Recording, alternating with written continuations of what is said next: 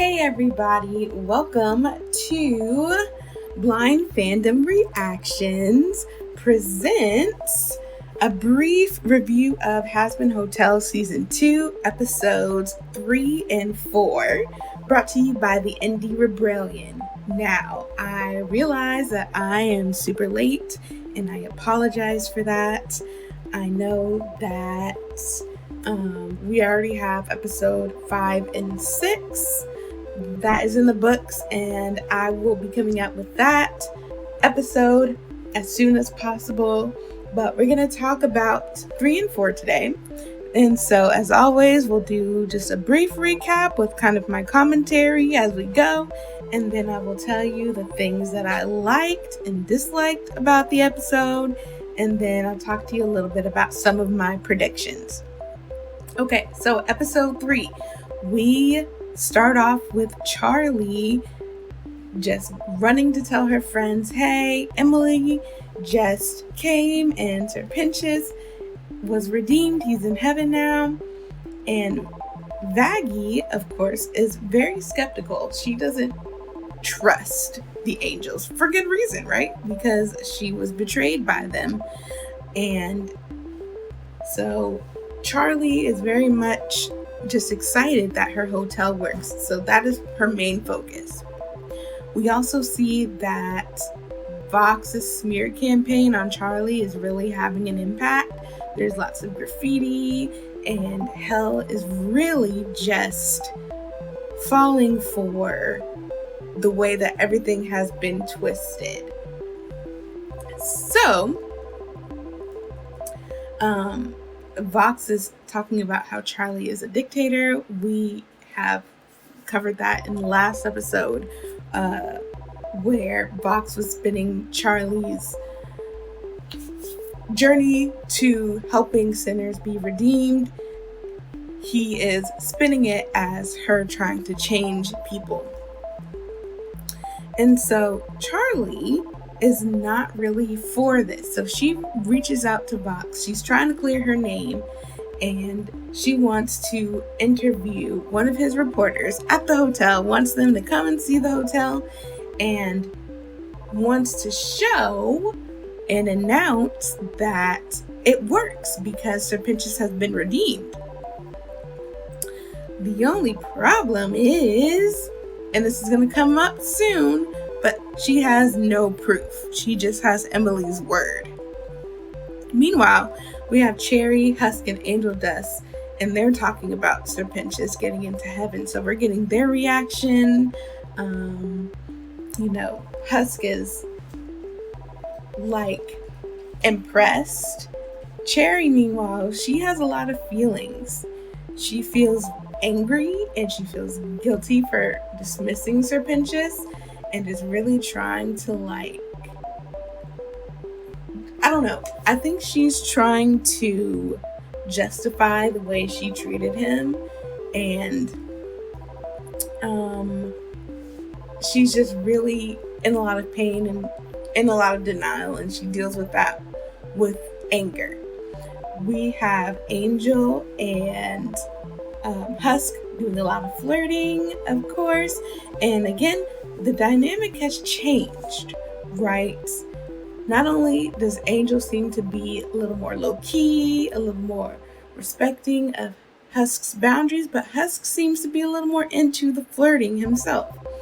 So we get to see that grow, and that is really exciting because I know in season 1 it was something a lot of people were shipping, and there's a lot of back and forth of, oh, we should just let them be friends. No, they're a ship. So I like to see how this is going, right? And it's still very low-key. It's not like the main focus, and it's building, right? Which feels really natural and respectful to where Angel is in his kind of journey of dealing with abuse and finding autonomy. And it also just seems natural to their characters. So we have that. So in the midst of that, Husk basically mentions Baxter, right? So that's the fish guy, and apparently him and Serpentius used to be partners, and Cherry is kind of spiraling because she finds out that she really didn't know Serpentius. So Husk mentions him as kind of a resource to learn a little more about Serpentius. And of course, when Cherry kind of decides to take him up on it and Husk calls it out, she becomes defensive and is like, I'm not going to visit him. I don't care about Serpentius. All of that. Now we jump back to Charlie, who is meeting Vox and Velvet. She's surprised because she didn't expect Vox to be the one to come. She expected one of the actual, like one of his reporters. So maybe like Katie Killjoy or the Tom guy. I can never remember his name, no matter how many times I watch the show. So Vox and Velvet come for the interview. We have Alistair. I always say his name wrong. Alistair. We have him, and Charlie, calls on him, says, hey, here are these people, and he disappears. And we get to find out why in the next episode. But this is just another way of him just not really being a part of the narrative up until now, which is really jarring because he was in everything in season 1. So we have Vox and Velvet. They're mocking the hotel right off the bat. They are twisting everything that Charlie is saying. And when Charlie announces that the hotel does work, that Serpentius was redeemed, they refuse to air her claim of redemption because she has no proof. And so Charlie, believing that she is completely right, says that she'll redeem somebody right now and she'll prove it. And so she chooses Angel Dust. So while that's going on, we kind of flip to Cherry again, and she confronts Baxter and kind of learns a little bit about him and Serpentius, how they brought their scientific minds together. They were trying to rule hell. They were trying to do stuff. And then Baxter kind of got out of control, right? Serpentius realized that he didn't really want to hurt people like this. And so, he kind of pieced out of that partnership. So they had that fallout over the violence. And Cherry leaves because Baxter's like, that's all I got for you. I don't know. Then we get this beautiful duet between Serpentius and Cherry. We get this beautiful clash of musical styles and just this song. It's a love song, but it's angry and it's reminiscent. It's nostalgic, and it's also very longing. And this is a really strong song in this episode. I really, really enjoyed this song. So after that, we get Vox and Velvet again.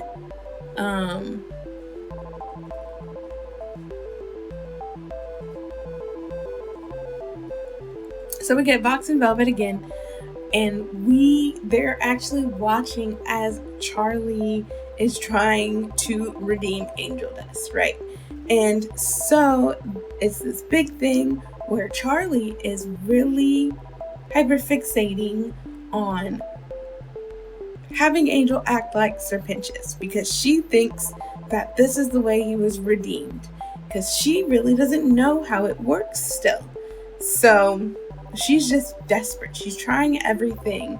She starts out with, just typical things, being nice, being helpful.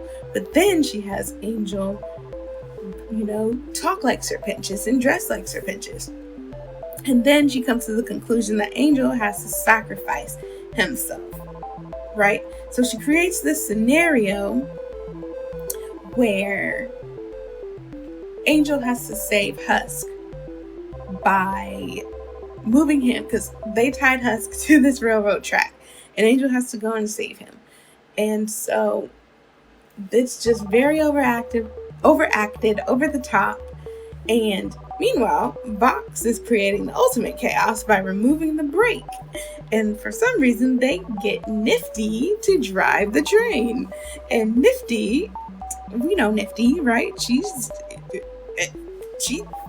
killing is her thing. And so it fails. It fails. Angel sees that Husk is really in danger, and he runs to try and save him, but they're both gonna get hurt. And so finally, Vaggie swoops in to save the day. And so we have this confrontation between Angel and Husk, where Husk is like, why would you do that? Like, if you ever do something like that again, I'll spank you. And I like the lore behind this line, which I found out later, was that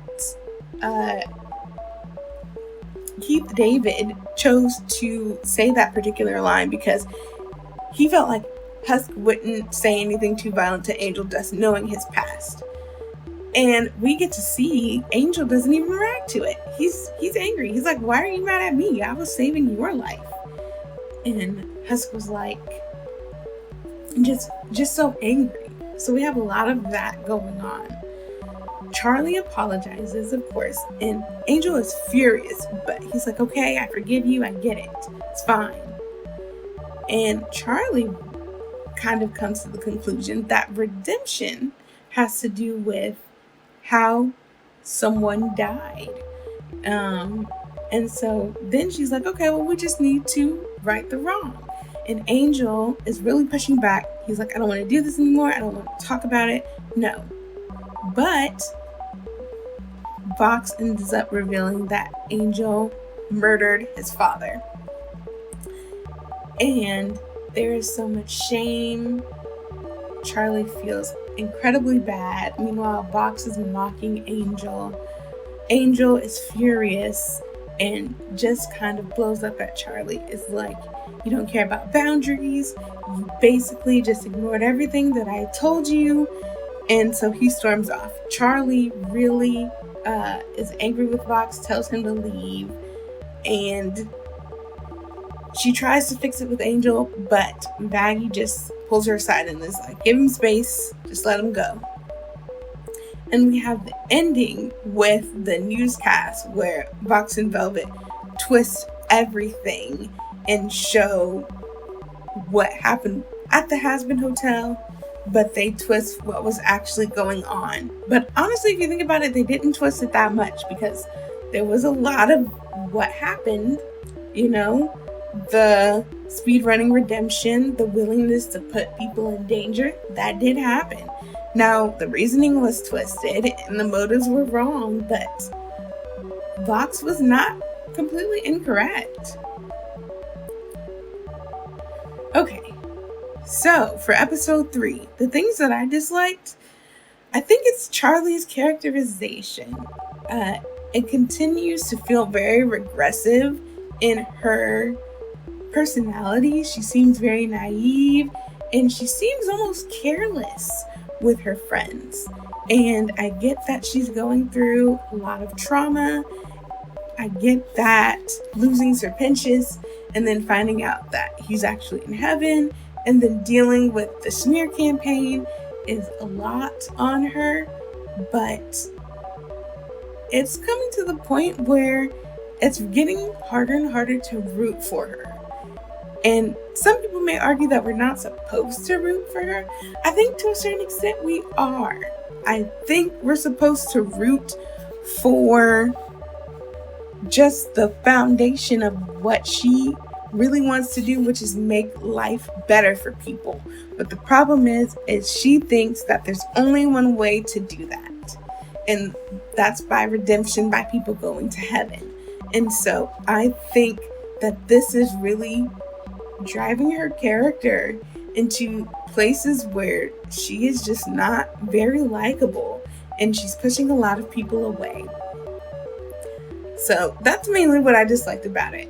Also, again, she's coming off really cartoonish, which, okay, it's a cartoon, I get it. But I don't know. I feel like in season 1, she was way more grounded. She still had these flaws, but they felt more like, I don't know, like she didn't know any better, and so she was learning. And right now she's not even learning, she's just making the same mistake, but it's worse than before. So I'm hoping it changes. I don't think it's necessarily a problem with the writing so much. I'm gonna hold off on that because I want to see where her arc goes. The things I liked about this episode, I love the side characters, getting to see, like Cherry and Angel Dust.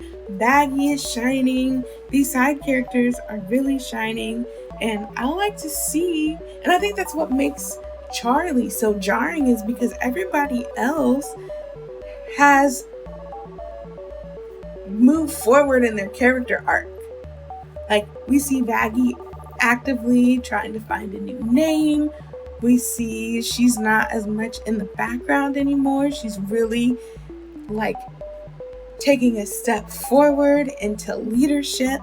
We see Husk and Angel, even though they had that confrontation, we see their communication is a lot better than it was previously, even though they did have that breakdown.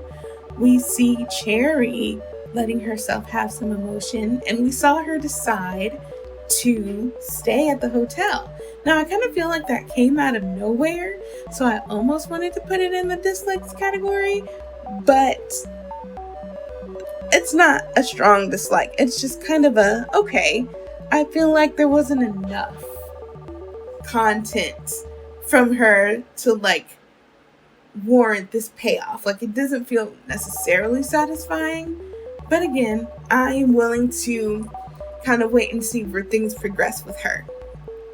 I really enjoyed Cherry and Sir Pinch's duet. Again, we got a lot of really good backstory on the two of them, and I liked how we brought in the pilot of Hazbin Hotel and their antagonistic relationship that got unfolded into the main series.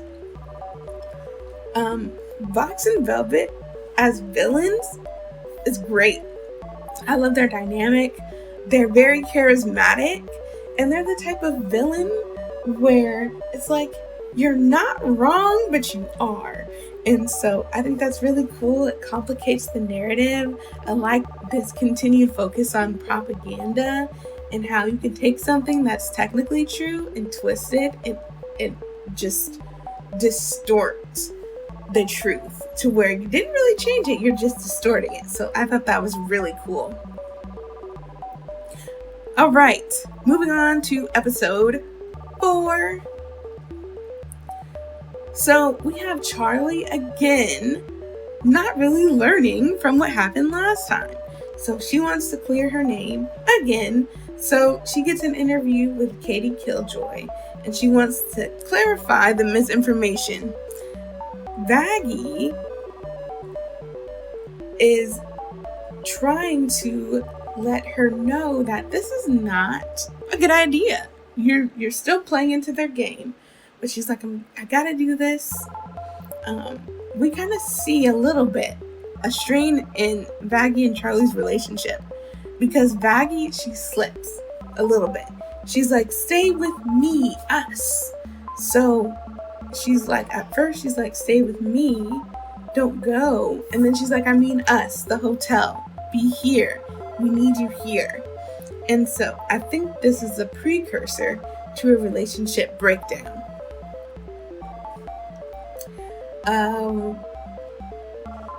Charlie decides she's going to bring Nifty along, which would not have been my first choice. I love Nifty, but yeah, not my first choice. I think anybody who's seen this episode knows why, but she does that. Meanwhile, we get to follow Alistair this episode, and so he reappears finally, and we kind of get to see him just existing for a little bit, and we see that he's still scarred up from the fight with the angels. And we realize, because I think I had forgotten this, and it may have been alluded to, but his staff is still broken. So I think part of the reason why we haven't seen him is because he is not at his most powerful. So anyway, he walks out and Lucifer's there, and he's just chilling with angel dust, and they're just talking. And so he starts taunting Alistair, and Alistair, he has enough, so he quits the hotel. He can't take the taunt anymore, and he goes to visit Rosie in Cannibal Town.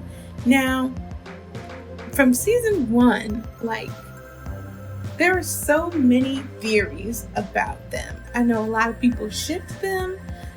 I know canonically, Alistair is asexual. I don't remember if he's aromantic as well, but I remember asexual, so there's a big debate about that. But him and Rosie seem to have some kind of connection, and we find out that Rosie is his overlord. Rosie owns his soul, and we get to see this flashback of his human life and how he made a deal, how he was a serial killer, and how he died. He was mistaken for a deer while he was hiding a body. And then we get this awesome duet, because Alistair is like, I quit, and Rosie's like, well, you can't do that, you do my bidding. And Alistair is like, well, I'm not the strongest sinner in hell anymore, because my staff was broken and I'm not strong. And she's like, oh, I'll fix it in due time. I didn't say you would stand up against angels. And so, there's that whole song and dance, and Alistair is furious. He feels like he's been jaded. He hates being chained, and he is coming up with a plan to get, well, we don't actually know what his plan is, but he comes up with one. And so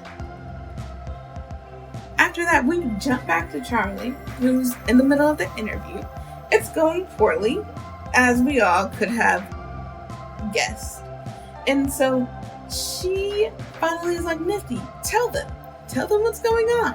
And we get the best Nifty song ever. It's so fun. It's so hilarious. She's just ragging on the hotel so happily, and she's not doing it meanly.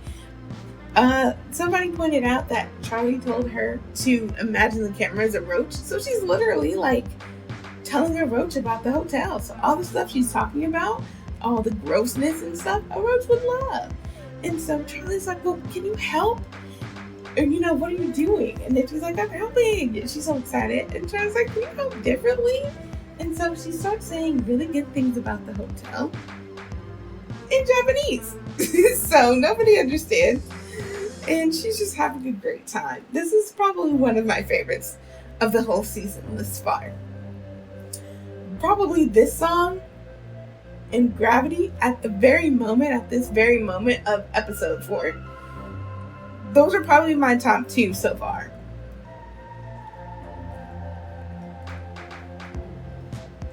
So, while that's going on, we move back to Alistair, who goes and provokes a fight with Vox, Velvet, and Valentino. We get this awesome action scene.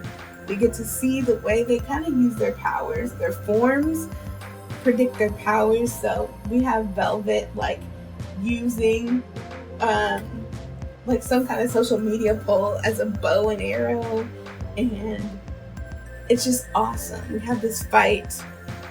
We see that Nifty realizes that Alistair is in trouble, so she runs. She goes back to the hotel, grabs Husk, and they go and they start fighting, and we get to see Husk's power and him throwing the playing cards, which is super cool. We saw a little bit of his powers in season 1, but we really get a peek at him this time. And finally, Alistair is cornered. Husk and Nifty are cornered. And so Alistair appeals to Vox's ego and is like, I'll make a deal with you. I'll let you capture me. I'll let you take me. You have to let them go and leave Charlie alone. And so I think this is part of his plan. How it fits in, I'm not 100% sure. But I have some theories, and we're going to talk about them when we get to the end. So we also get a flashback of the feud between Alistair and Vox, with Vox really wanting to partner up with Alistair and Alistair mocking him for needing people. We find out that Vox's name is Vincent. And we get this Broadway style song that really goes into like this kind of hard rock type deal at the end. And I feel like Vox thinks he's gotten the last laugh, but Alistair has stuff up his sleeve. Like, it's gonna go down. And so we kind of end with that. Like, Alistair's being humiliated on TV, but he has a plan. Okay, episode 4 analysis. Things I disliked.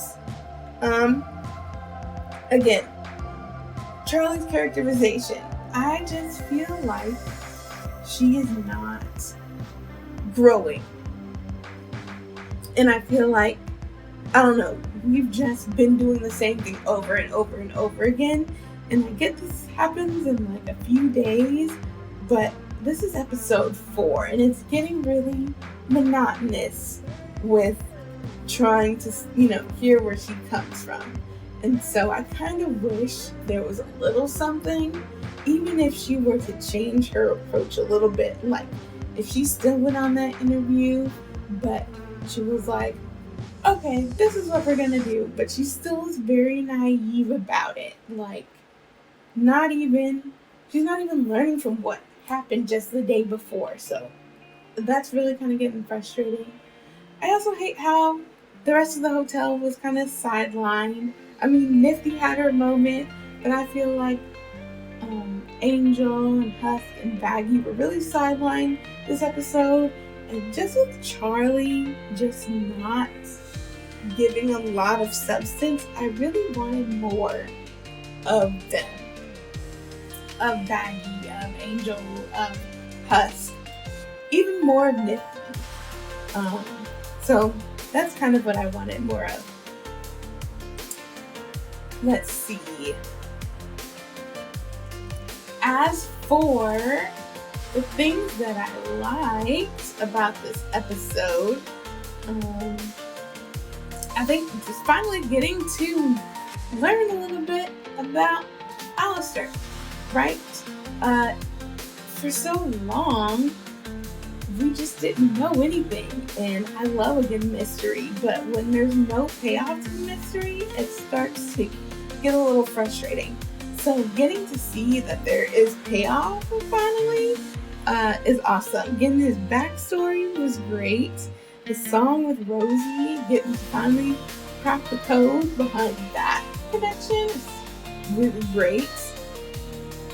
He finally kind of got answers about Lindsay, how she was, there when he was alive, and just learning about everything related to that was so good. So I really appreciated all of that. Nifty's song was awesome. I enjoyed the second half of Vox's song. The first part felt a little dramatic, but the second part was really, really good. Getting to know his backstory, kind of seeing that almost romantic undertone between him and Alistair, at least on Vox's part, and kind of digging into the emotional stakes for him was really good. Complicates his villain narrative. And I really like the hints of romantic tension, not only between Vox and Alistair, but also, again, Charlie and Baggy. And I really hope Baggy really steps up for herself. Spoiler alert, it's gonna happen. As I've seen episode 5 and 6, but that's something that I really want. Okay, predictions. Again, we're going to go through these as if I haven't seen episode 5 and 6. But my predictions for this was that Angel's redemption arc is going to continue somehow. And I think that there's going to be a reconnection with Hus. And I think he's going to be the next one to be redeemed. I truly believe that. Because he's so close. I think the key to it is not only acknowledging, what he did on Earth, but also breaking away from Valentina. Again, the tension between Charlie and Vaggie. I, thought that that's going to lead to confrontation. That they're going to have this breakdown between each other because it's been building for a while. Now, my theory, Rosie, I feel like, is very mysterious. And so I theorize that she is Lilith or Eve, one of them. But I'm leaning more towards Lilith. And I think, because one thing, so the idea of Lilith murdering babies as being part of that lore, I think that plays into her being in Cannibal Town. And so I think Alistair being controlled by Lilith, I think that actually is happening. And I think her goal was an uprising. But like I said, that's just a theory. And I'm excited to see how things play out. But there's a lot of mystery. And I don't know if we'll get an answer to that by the end of this season. But I think we will by the end of the show.